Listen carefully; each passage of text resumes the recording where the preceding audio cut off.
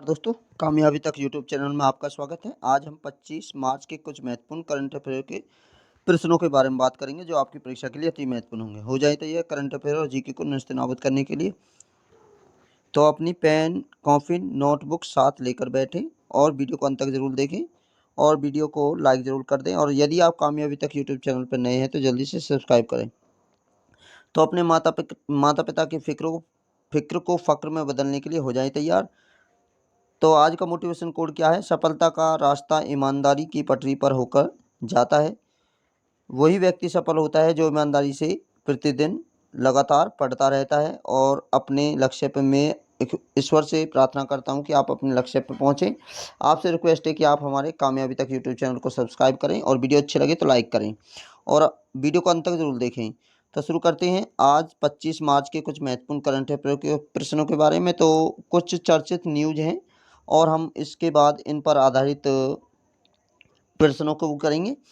तो IQAR 2021 विश्व गुणवत्ता रिपोर्ट में सबसे प्रदूषित राजधानी कौन सी रही है? सबसे प्रदूषित राजधानी रही है नई दिल्ली रही है। और यह जो रिपोर्ट है विश्व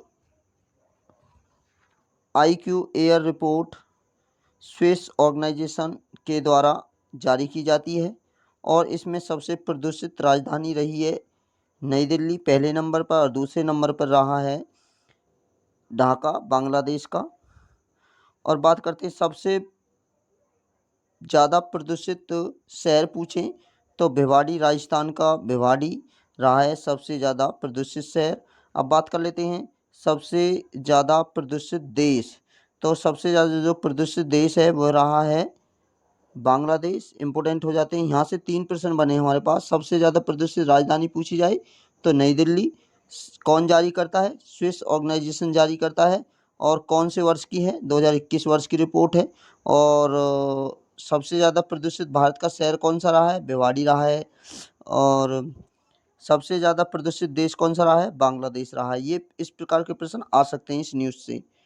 तो अब बात करते हैं Bharat global house prime index Q4 2021 में भारत कौन से स्थान पर रहा है? Bharat global housing prime index Q4 2021 में ग्लोबल हाउसिंग प्राइम इंडेक्स 2021 में भारत कौन से स्थान पर रहा है?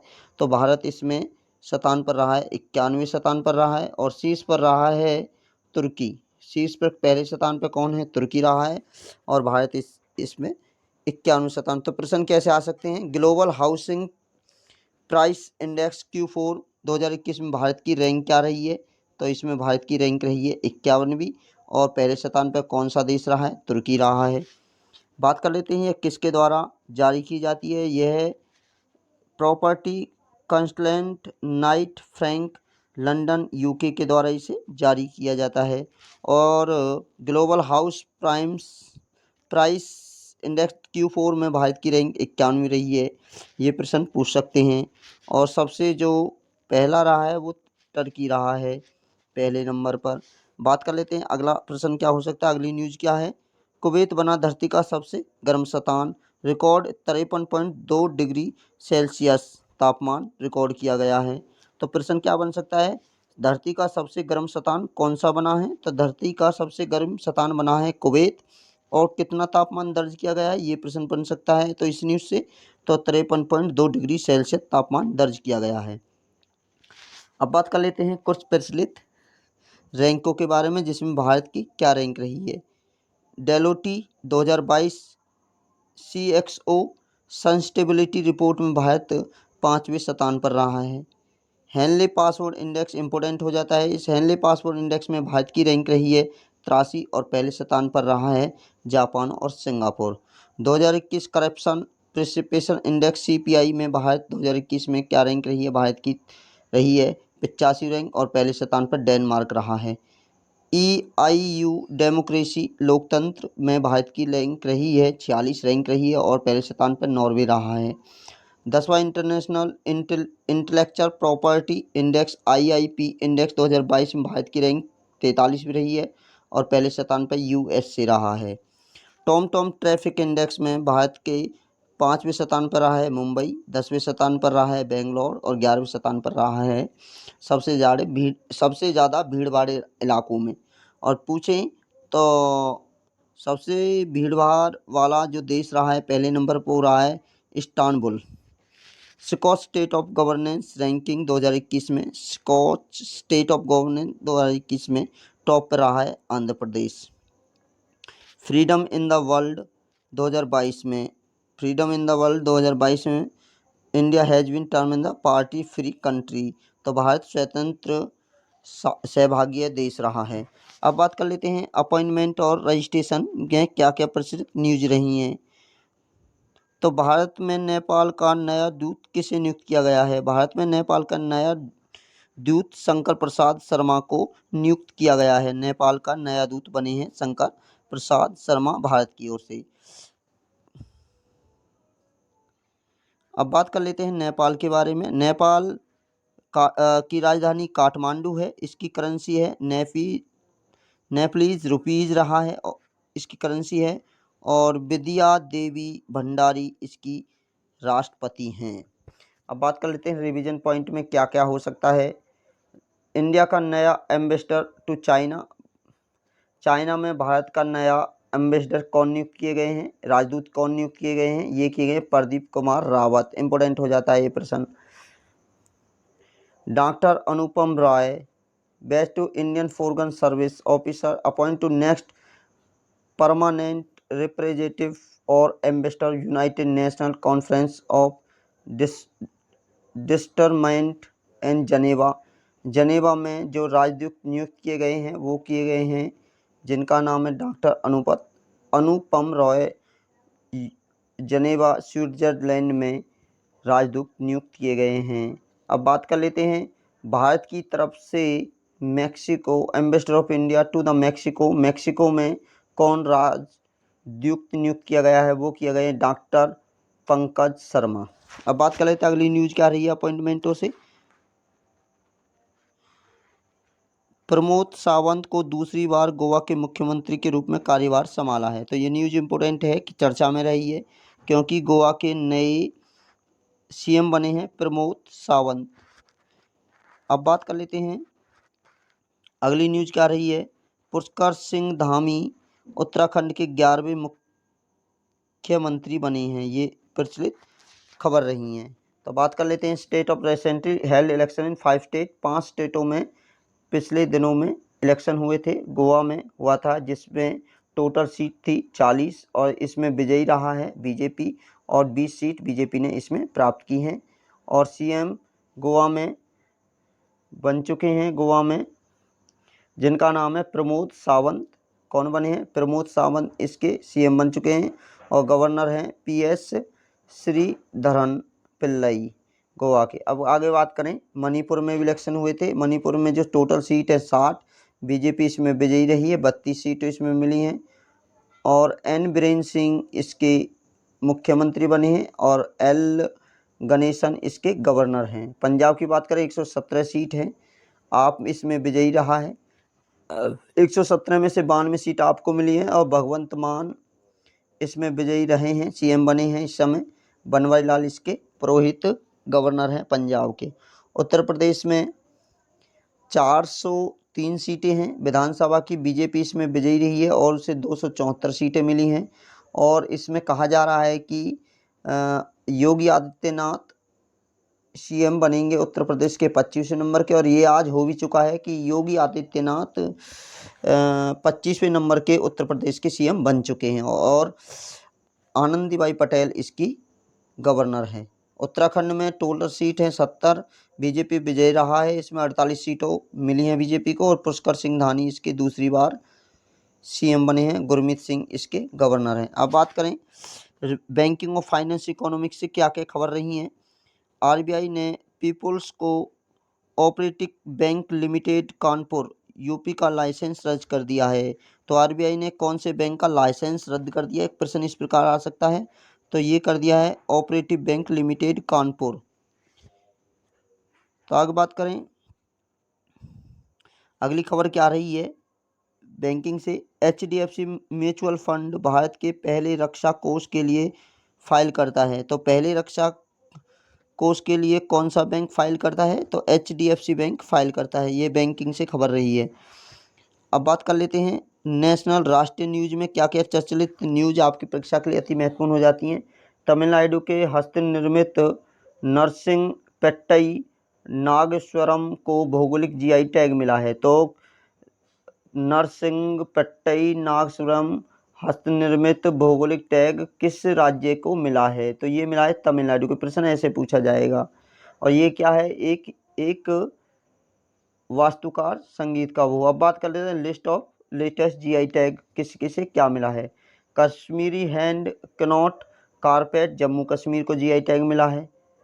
मोरा बनारस और हरमन चिल्लीज खाजे गोवा को GI टैग मिला है। तेजपुर लीची असम को GI टैग मिला है। स्वीट मीठा खीरा नागालैंड को GI टैग मिला है। अलीबोग वाइट ओनियन सफ़ेद प्याज महाराष्ट्र को GI टैग मिला है। बदा कोलम राइस और जीनी पलघर डिस्ट्रिक्ट महाराष्ट्र को मिला है। बारा कोलम राइस मिला है।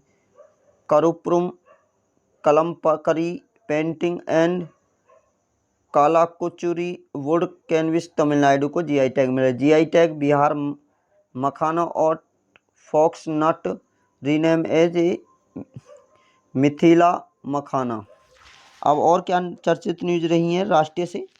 भारी उद्योग मंत्रालय में फेम इंडिया योजना के दूसरे चरण को 2 साल के लिए 2024 तक बढ़ा दिया है। तो फेम इंडिया के कार्यकाल को कितने साल तक बढ़ा दिया है? 2 साल के लिए 2024 तक। और क्या न्यूज रही है? नोवावैक्स को कोविड-19 वैक्सीन को आपातकालीन उपयोग प्राधिकरण प्राप्त होता है। तो नोवावैक्स को आपातकालीन वैक्सीनेशन के लिए अनुमति मिल चुकी है। तो अब बात कर लेते हैं emergency authorised Covid vaccine in India. Bharat में आपातकालीन शुरू की गई वैक्सीनेशन कोवैक्सीन वैक्सीन है। कोविशील्ड का जॉनसन एंड जॉनसन वैक्सीन है।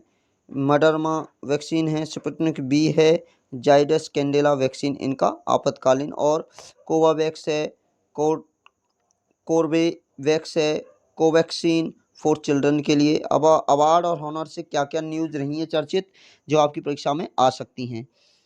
ईरान के मोहम्मद रजा मासूमी को, तो इम्पोर्टेंट हो जाता है, ईरान के मोहम्मद रजा मासूमी को 13वां ग्रीन टाइम्स फोटोग्राफी पुरस्कार मिला है। तो प्रश्न आएगा कि ग्रीन स्टार फोटोग्राफी पुरस्कार कौन से नंबर का मोहम्मद रजा मासूम को मिला है और किस देश, किस 3 प्रकार के प्रश्न यहाँ से पूछ सकते हैं। मोहम्मद रजा मासूमी जिसे ग्रीन फोस्ट फोटोग्राफी पुरस्कार मिला है कौन से देश के हैं? ईरान के हैं। कौन से नंबर का मिला है? 13 नंबर। ऐसे प्रश्न पूछे जा सकते हैं। दूसरी न्यूज़ क्या रही है अवार्ड और ऑनर से? महिला ट्रांसफॉर्मिंग इंडिया अवार्ड के 5वें संस्करण की नीति आयोग द्वारा 75 महिलाओं को सम्मानित किया गया है। तो ये आ सकता है महिला ट्रांसफॉर्मिंग इंडिया अवार्ड के 5वें संस्करण को नीति आयोग ने कितनी महिलाओं को अवार्ड दिया है? तो 75 महिलाओं को दिया है।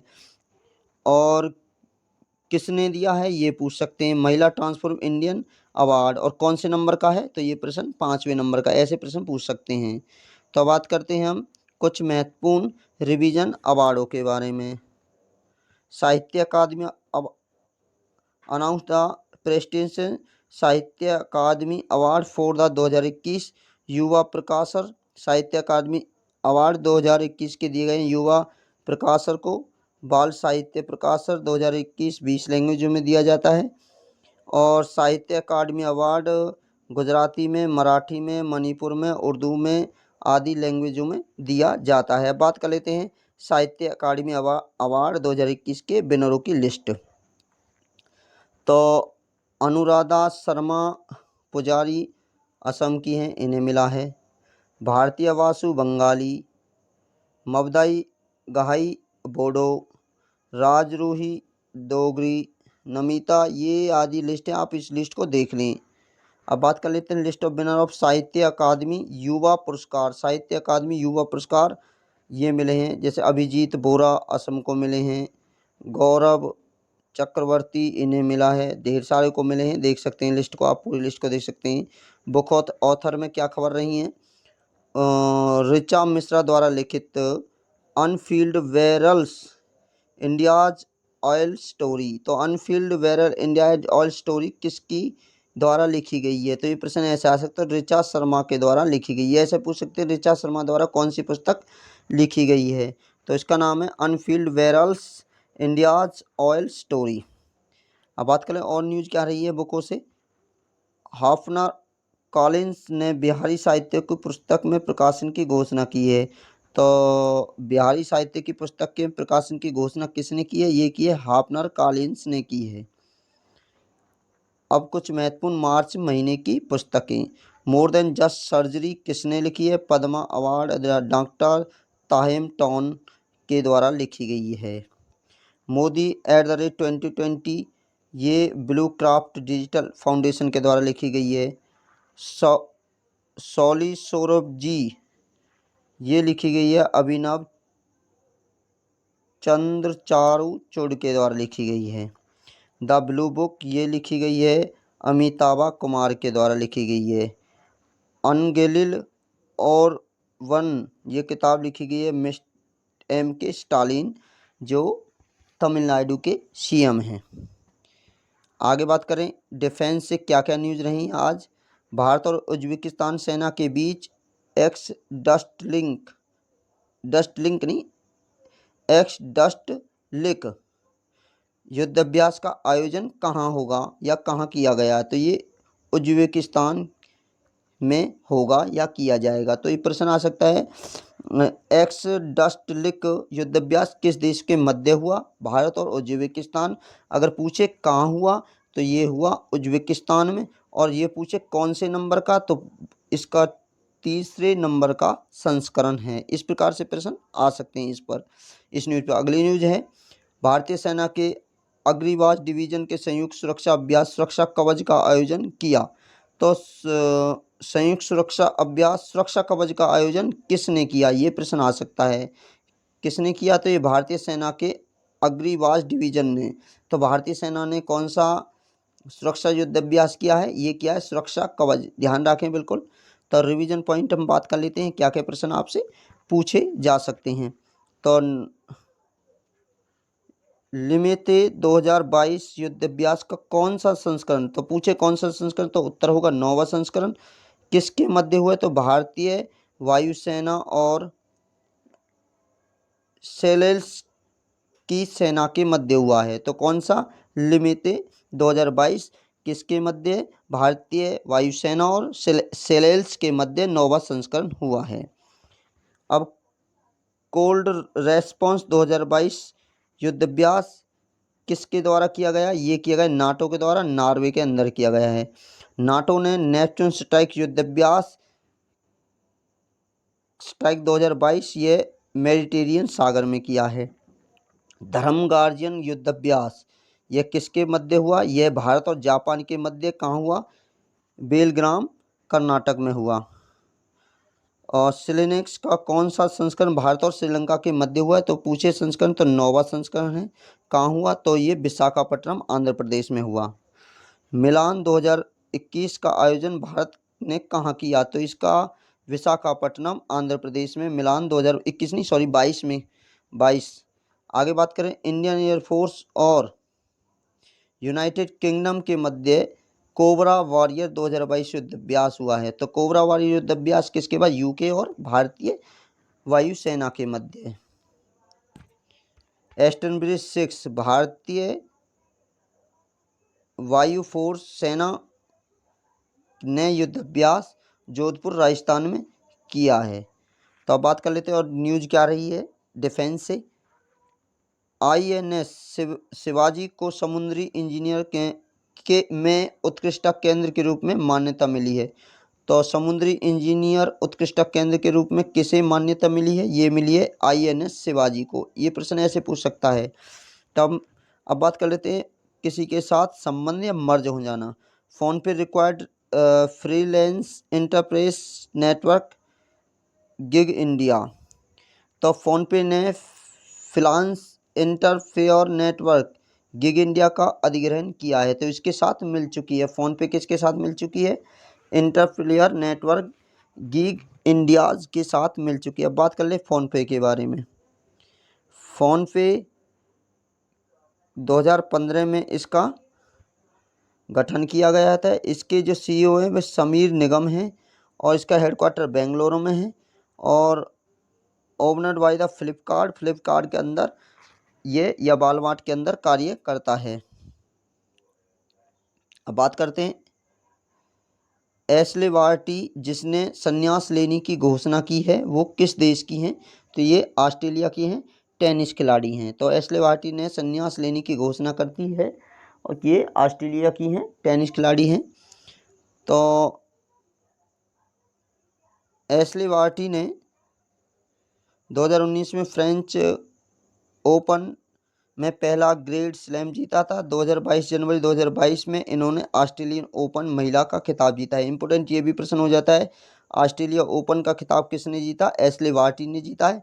मात्र 25 वर्ष की उम्र में इन्होंने संन्यास लेने की घोषणा कर दी है। अब रिवीजन पॉइंट में क्या क्या हो सकते हैं? भारत के पेसर श्रीसंत ने सभी फॉर्मेटों से संन्यास लेने की घोषणा कर दी है। नीदरलैंड के वेटर वैन कूप ने भी अंतर्राष्ट्रीय क्रिकेट से संन्यास लेने की, नीदरलैंड के बैन कॉपर, याद रखें बिल्कुल आप। पाकिस्तान के स्कीपर ऑलराउंडर मोहम्मद हफीज ने भी रिटायरमेंट लेने की घोषणा कर दी है, संन्यास लेने की। श्रीलंका के धनुष्क गनाथिलका ने भी रिटायरमेंट लेने से टेस्ट क्रिकेट से संन्यास लेने की घोषणा कर दी है। रॉस टेलर न्यूजीलैंड के रॉस टेलर हैं, इन्होंने भी अंतर्राष्ट्रीय क्रिकेट से संन्यास लेने की घोषणा कर दी है। और साउथ अफ्रीका के डिकॉक ने भी टेस्ट क्रिकेट से संन्यास लेने की घोषणा कर दी है। सपोर्ट से रिलेटेड प्रश्न। अब बात करते हैं साइंस और टेक्नोलॉजी में क्या क्या इंपॉर्टेंट न्यूज रही हैं। मनसुख मंडारिया ने BRICS vaccine R&D centre launch किया। तो R&D सेंटर किसने लॉन्च किया? तो ये लॉन्च किया मनसुख मंडारिया के द्वारा। कौन सा? ब्रिक्स वैक्सीन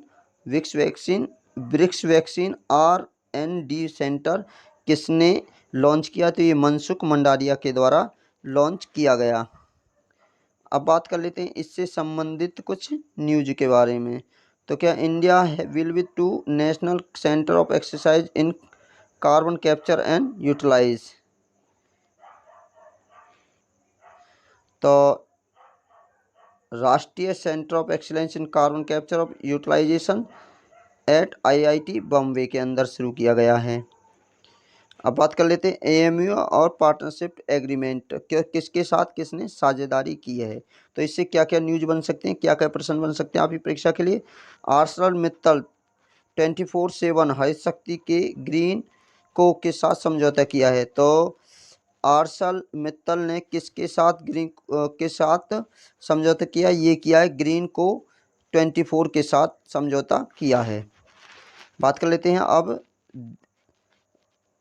महत्वपूर्ण दिवस और इवेंट क्या रहे हैं, क्या क्या इनसे प्रश्न बन सकते हैं। विश्व प्रमुख चोट जागरूकता दिवस कब मनाया जाता है? 20 मार्च को मनाया जाता है। इस वर्ष की थीम है more than my brain injury. अब बात करें और क्या न्यूज हो सकती है। विंग्स इंडिया 2022 का आयोजन कहाँ हो रहा है? तो ये प्रश्न होता है विंग्स इंडिया 2022 का आयोजन हैदराबाद में किस मंत्रालय के द्वारा? नागरिक उड्डयन मंत्रालय के द्वारा शुरू हो रहा है। कुछ महत्वपूर्ण दिवस 15 से 20 मार्च के मध्य। राष्ट्रीय वैक्सीनेशन दिवस 16 मार्च को मनाते हैं। ग्लोबल रिसाइकलिंग दिवस 18 मार्च को मनाते हैं। इसकी थीम है रिसाइकलिंग फ्रेटमेलिटी। 18 मार्च को वर्ल्ड स्लीप डे मनाया जाता है। 18 मार्च को ही ऑर्डेंस फैक्ट्री डे मनाते हैं। 19 मार्च को राइजिंग डे ऑफ सीआरपीएफ का 83वां स्थापना दिवस मनाया गया। 20 मार्च को अंतर्राष्ट्रीय डे ऑफ हैप्पीनेस प्रशंसा दिवस मनाते हैं। और 20 मार्च को UN फ्रेंच लैंग्वेज डे मनाया जाता है। 20 मार्च को world day of the threat for children and the young peoples. 20 मार्च को ही वर्ल्ड स्पैरो गौरैया दिवस मनाया, इंपॉर्टेंट हो जाता है। 20 मार्च को ही वर्ल्ड फ्रॉग डे मनाते हैं, मेढक दिवस मनाते हैं। और हेल्थी डे 20 मार्च को ही मनाया जाता है। अब क्या राज्य और केंद्र शासित प्रदेशों से क्या न्यूज बनी है जो आपकी परीक्षा में आ सकती हैं। केंद्रीय मंत्रिमंडल ने 3 MCD की एक में विलय करने की मंजूरी दी है? कितने एमसीडी को एक में विलय करने की मंजूरी? तो 3। किसने? केंद्रीय मंत्रिमंडल ने। अब तत्कालीन दिल्ली के 3 निगमों को विभाजित किया गया है, south Delhi, north Delhi, east Delhi.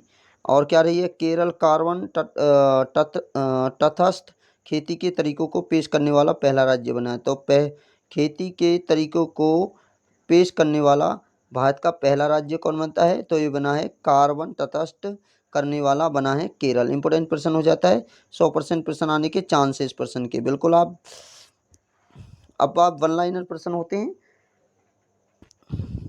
23 मार्च 2022 को महिला टेनिस खिलाड़ी एशले बार्टी ने संन्यास लेने की घोषणा की है। ये किस देश से संबंधित है? ऑस्ट्रेलिया से संबंधित है, 25 वर्ष में।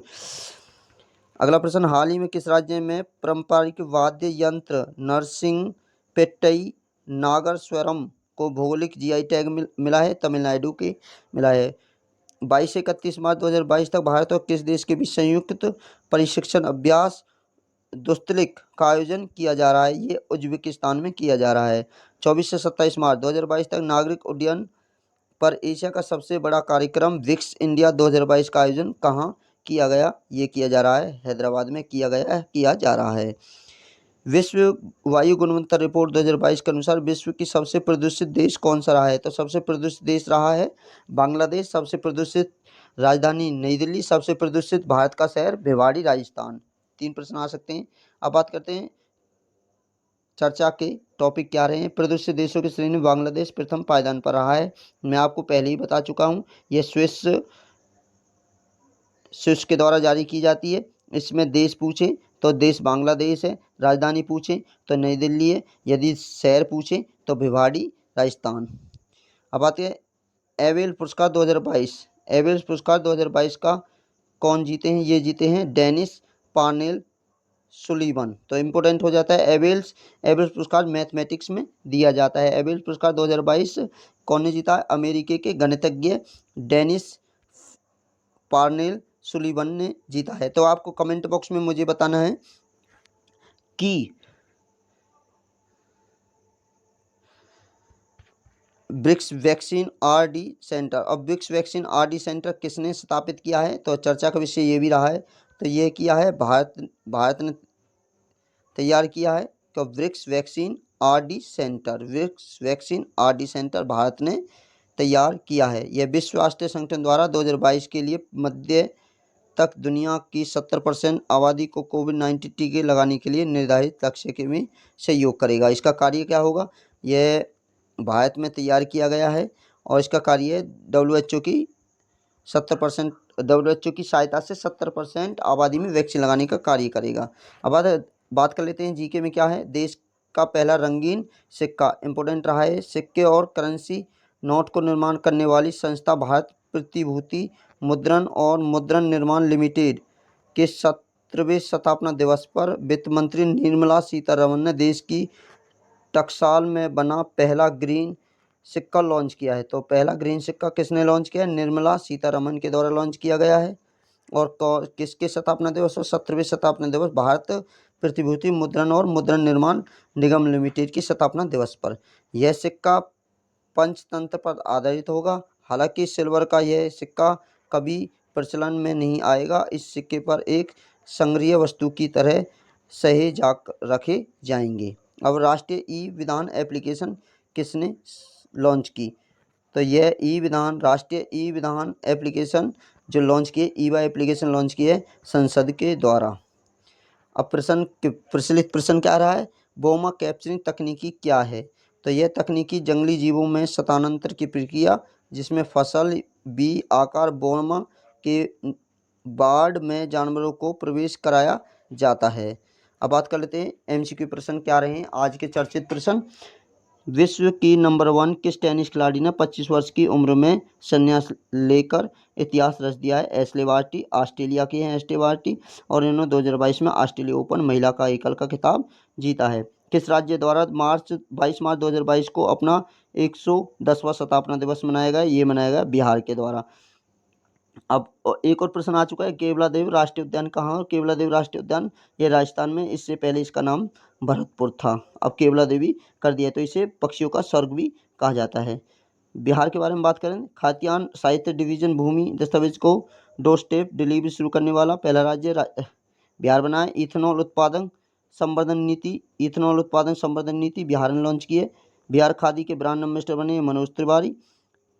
कोइलवार पुल का निर्माण सोन नदी पे किया गया है बिहार में। बिहार के इतिहास में सबसे कम समय तक सीएम बनने वाले सतीश प्रसाद सिंह का निधन हो चुका है। विद्या वाहिनी ऐप बिहार ने लॉन्च की। मेरा मोबाइल मेरा विद्यालय ऐप बिहार ने लॉन्च की। बिहार का गठन 22 मार्च 1912 में हुआ और 26 जनवरी 1950 को राज्य का दर्जा मिला। इसमें जिले हैं 38, राजधानी इसकी पटना, मुख्यमंत्री नीतीश कुमार है, राज्यपाल इसके फागू चौहान है, मुख्य न्यायाधीश संजय करोल हैं। निर्वाचन सीट लोकसभा इसमें 40 सीट है, राज्यसभा 16 हैं और विधानसभा इसमें 243 और विधान परिषद इसमें 75 सीटें हैं। राज्य के चिन्ह इसमें राज्य के पशु बैल है, राज्य के पक्षी गौरैया है और राज्य के वृक्ष पीपल है, राज्य के फल आम है और राज्य के फूल गेंदा है। लोक नृत्य हैं जटनी, झिझिया और पवरी। इसके राष्ट्रीय उद्यान इसमें वाल्मीकि राष्ट्रीय उद्यान एकमात्र राष्ट्रीय उद्यान बिहार में है। अभ्यारण्य में भीम बांध, कंवर झील, कैमूर, विक्रमशिला, गंगटोक, पंत, राजगीर वन्यजीव अभ्यारण्य है। IQ एयर यानी कि वर्ल्ड एयर क्वालिटी रिपोर्ट 2021 के अनुसार विश्व की सबसे प्रदूषित शहर कौन सा रहा है, तो ये भिवाड़ी रहा है। मैं आपको पहले भी इसके बारे में बता चुका हूँ। अगला प्रश्न, केंद्र सरकार ने रिपोर्ट के अनुसार भगोड़े विजय माल्या, नीरज मोदी और मेहुल चोकसी अब तक के कितने करोड़ रुपए की संपत्ति को जब्त की गई है, तो ये की गई है 19,111.20 करोड़ रुपए की संपत्ति जब्त कर ली गई है। अगला प्रश्न, किस राज्य में नरसिंह पिटई नागस्वरम को क्लास 15 के संगीत वाद्य यंत्रों की श्रेणी में भौगोलिक GI टैग मिला है, ये मिला है तमिलनाडु को। अब बात तमिलनाडु के GI टैग से प्राप्त हुए कन्याकुमारी लौंग तमिलनाडु को GI टैग मिल चुका है। डिगीगुल ताला GI टैग मिल चुका है। कुरपुर कलमकारी पेंटिंग GI टैग मिल चुका है। कोविल पट्टी कडलाई मिठाई GI टैग मिल चुका है।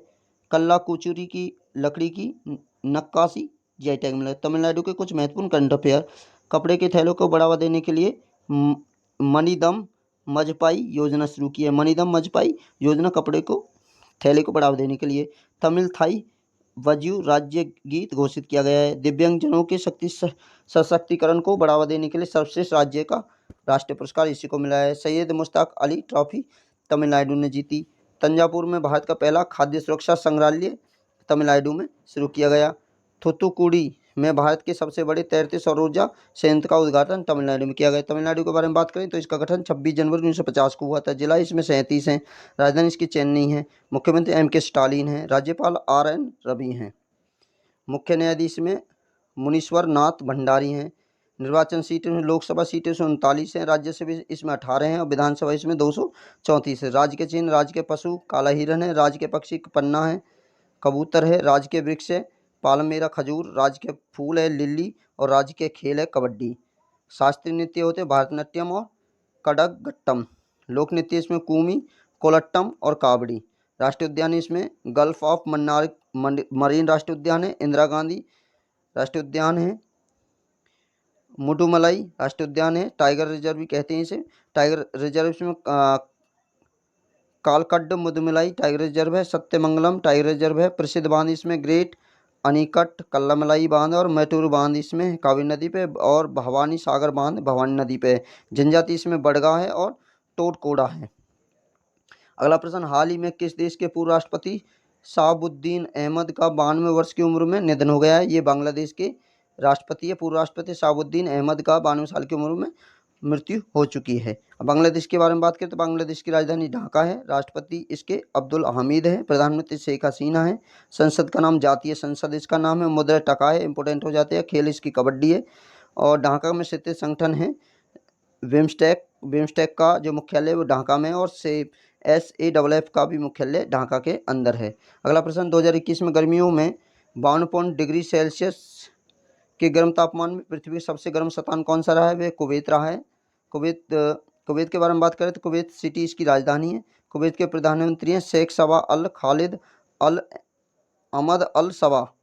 क्राउन प्रिंस शेख मिसाल है और इसकी मुद्रा है दिनार। अगला प्रश्न, फ्रेंच रेटिंग के वित्त वर्ष 2022-23 के लिए भारत की जीडीपी ग्रोथ रेट 10.3 से घटकर कितनी हो गई? 8.5 रह चुकी है। फ्रेंच रेटिंग की स्थापना 1914 में हुई। इसका मुख्यालय न्यूयॉर्क अमेरिका में। इसके पाल टेलर इसके सीईओ हैं। अगला प्रश्न, पुरुष एकल वर्ग में 2022 all India open badminton championship का खिताब किसने जीता? ऑल इंडिया ओपन बैडमिंटन 2022 का खिताब जीता है क्विटर एक्सेलसन ने। पुरुष एकल के उपविजेता रहे लक्ष्य सेन, उत्तराखंड के हैं। महिला एकल वर्ग में 2022 में ऑल इंडिया ओपन बैडमिंटन का जो खिताब जीता है वो अकाने यामागुची जापान की ने जीता है। केवल 2 भारतीय हैं, प्रकाश पादुकोण 1981 में और पुलेला गोपीचंद 2001 में ऑल इंडियन ओपन बैडमिंटन का खिताब जीत चुके हैं। अगला प्रश्न, नीति आयोग महिला उद्यमिता मंच में हाल ही में कितनी महिलाओं को 5वें वुमन ट्रांसफॉर्मिंग इंडिया 2022 से सम्मानित किया गया? ये किए गए हैं 75। नीति आयोग के बारे में बात की, स्थापना 1 जनवरी 2015 में हुई। इसका मुख्यालय नई दिल्ली में है। उपाध्यक्ष राजीव कुमार हैं और मुख्य कार्यकारिणी अध्यक्ष सीईओ इसके अमिताभ कांत है। एक गैर संवैधानिक निकाय है। अगला प्रश्न, 22 मार्च 2022 में भारत और किस देश के बीच तीसरा डस्टलिक सैन्य युद्ध अभ्यास हुआ है? ये हुआ है उज्बेकिस्तान में और यह तीसरा संस्करण है। उज्बेकिस्तान और भारत के मध्य हुआ है, उज्बेकिस्तान में ही हो रहा है। और 2020 स्टालिक अभ्यास यांगती उज्बेकिस्तान में आयोजित किया जा रहा है। डस्टलिक का दूसरा संस्करण 2021 में किया गया, रानी क्षेत्र उत्तराखंड में किया गया था। उज्बेकिस्तान के बारे में बात करें, ताशकंद की राजधानी है। उज्बेकिस्तान के राष्ट्रपति हैं शवकत मिर्जियोयेव। उज्बेकिस्तान की प्रधानमंत्री अब्दुल्ला आरिपोव। उज्बेकिस्तान की मुद्रा का नाम उज्बेकिस्तान सोम। नवीनतम सैन्य अभ्यास नोवा लामियते 2022 युद्ध भारत और सेल्स के मध्य सेल्स में हुआ। नौवा नौसेना सिलेनेक्स भारत और श्रीलंका के बंगाल की खाड़ी में हुआ। तीसरा धर्मगार्जियन युद्ध अभ्यास भारत और जापान के मध्य बेलगाम कर्नाटक में हुआ। मिलन 2000 युद्ध अभ्यास विशाखापट्टनम में, इसका मेजबानी की भारत ने। छठा ईस्टर्न ब्रिज युद्ध भारत और ओमान के मध्य जोधपुर में हुआ। अगला प्रश्न, संपत्ति सलाहकार नाइट फ्रैंक द्वारा जारी ग्लोबल हाउस प्राइम इंडेक्स 2021 में भारत की कौन सी रैंक रही है? 51वीं रही है। और इसके कुछ महत्वपूर्ण फैक्ट के बारे में जान लेते हैं। इस सूची में पहले स्थान पर तुर्की रहा, दूसरे स्थान न्यूजीलैंड, तीसरे स्थान पर चेक गणराज्य और स्लोवाकिया चौथे स्थान पर, ऑस्ट्रेलिया 5वें स्थान पर आया। भारत की रैंक इसमें रही है 51। नवीनतम सूचकांक भारत की रैंक वर्ल्ड हैप्पीनेस इंडेक्स 2022 में भारत की रैंक रही है 136। अंतर्राष्ट्रीय बौद्धिक संपदा सूचकांक 43 रही है। सेल्फोर्स ग्लोबल डिजिटल स्किल्स इंडेक्स में भारत शीर्ष पर रहा है। हिंदले पासपोर्ट 2022 में भारत की रैंक 83 रही। लोकतंत्र सूचकांक में 46वीं रही है। भ्रष्टाचार अवधारणा सूचकांक भारत की रैंक 85 रही है। अगला प्रश्न, 23 मार्च 2022 को किस विषय के साथ विश्व मौसम विज्ञान दिवस मनाया गया? तो 23 मार्च को विश्व मौसम विज्ञान दिवस मनाया जाता है। Early warning and early action. मार्च 2022 के कुछ महत्वपूर्ण दिवस के बारे में। 1 मार्च को शून्य भेदभाव दिवस मनाए जाते हैं। 1 मार्च को विश्व नागरिकता सुरक्षा दिवस। 3 मार्च को विश्व वन्यजीव दिवस मनाए जाते हैं। 4 मार्च को विश्व मोटापा दिवस मनाए। 8 मार्च को अंतर्राष्ट्रीय महिला दिवस मनाए। 10 मार्च को महिला न्यायाधीश के अंतर्राष्ट्रीय दिवस मनाते हैं। 20 मार्च को अंतर्राष्ट्रीय प्रशंसा दिवस मनाते हैं। 20 मार्च को विश्व गोरैया दिवस मनाया जाता है। आई लव स्पैरो इसका थीम रही है। 21 मार्च को अंतर्राष्ट्रीय वन दिवस मनाते हैं। Forest and sustainable production and consumption इसकी थीम रही है। 21 मार्च को नस्ली भेदभाव के उन्मूलन के लिए अंतर्राष्ट्रीय दिवस मनाते हैं। इसे voice for action against the रेसिम इसकी थीम रही है। 21 मार्च को विश्व डाउन सिंड्रोम दिवस मनाते हैं। इसके इंक्लूजन मीन्स रही है। 22 मार्च को विश्व जल दिवस मनाए जाते हैं। Important ground level making the invisible visible इसकी थीम रही है। 23 मार्च को विश्व मौसम विज्ञान दिवस मना। Early warning and early action इसकी थीम रही है। आज का अंतिम प्रश्न है, 13वां green star global photography award किसने ग्रीन स्टार फोटोग्राफी अवार्ड जीता? मोहम्मद रजा मासूमी ने जीता है। तो यदि आपको वीडियो अच्छी लगी तो वीडियो को अपने दोस्तों को शेयर करें और लाइक बटन को जरूर दबा दें।